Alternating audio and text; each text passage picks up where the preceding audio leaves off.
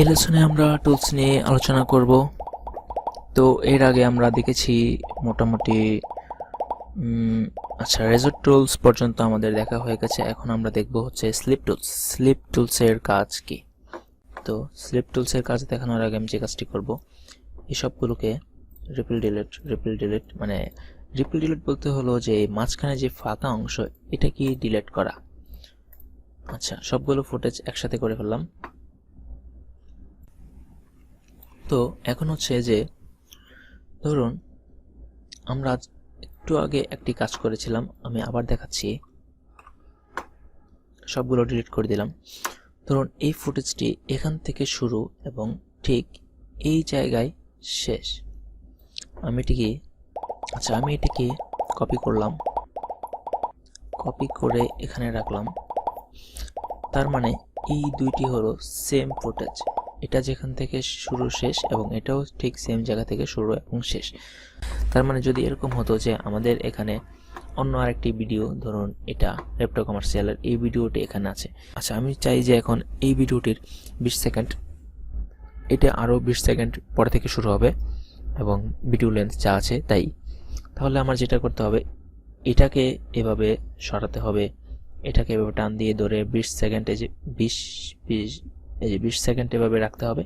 তারপর এদিক থেকে আবার 20 সেকেন্ড কমিয়ে দিয়ে এভাবে নিয়ে যেতে হবে। তার মানে সেম লেন্থ রাখার জন্য এই কাজটা করতে হবে। তো আমি যদি চাই, আন্ডু দিলাম, এত কষ্ট করে এটাকে এইদিকে সরাতে হবে না, এটা ঠিক যেই জায়গায় থাকবে সেই জায়গায় থাকুক।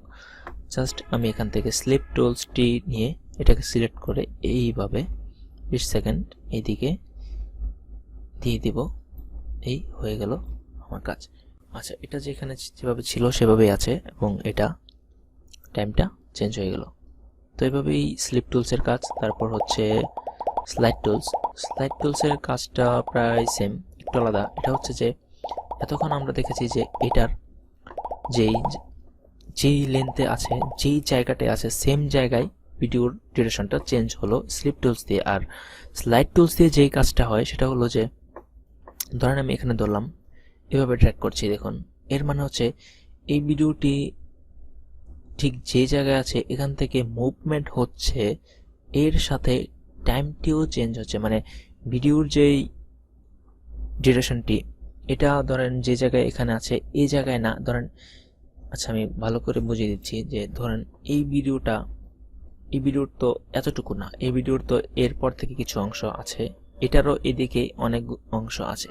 তো আমি যদি এটাকে এভাবে ঠিক ধরে এই জায়গায় নিয়ে আসি, ছেড়ে দেই, তো এই ভিডিওটি এটার যেখান থেকে শেষ ছিল এবং এইখান থেকে যেই সিনটুকু শুরু ছিল এটা ঠিক সেম জায়গায় চলে এসেছে এবং এই ভিডিওটি দেখুন বড় হয়ে এদিকে চলে এসেছে এবং এটা ছোট হয়ে এখানে চলে গেল। এর মানে হচ্ছে দেখুন, এটাকে আমি সিলেকশন টুলস দিয়ে এদিকে নিলাম, দেখুন কিছু অংশ কেটে গিয়েছে, মানে এটা যতটুকু এটাকে ওভারল্যাপ করেছে ঠিক ততটুকু কেটে গেছে। আবার দেখাচ্ছি, সাথে রাখলাম, এটাকে আমি স্লাইড টুলস দিয়ে এভাবে ধরে এইদিকে নিয়ে গেলাম, আরও নিয়ে গেলাম। দেখুন এটা হচ্ছে এখান থেকে স্প্লে হবে এবং এটা ঠিক যা ছিল তাই এদিকে আরেকটা, এদিকে এটারও লেন্থ বেড়ে গেল। এভাবেই হচ্ছে এই টুলসের কাজ।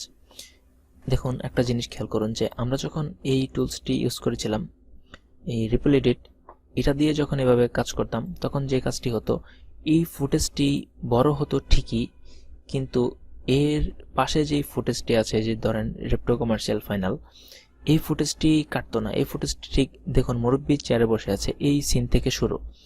আমরা একটু সামনে গেলাম, এই সিনটি বড় হলো এবং এটা ঠিক যেখানে শুরু ছিল সেখানেই রয়েছে। আর যদি এই স্লাইড টুলস দিয়ে করি তাহলে এটাও সাথে সাথে কাটা শুরু হবে।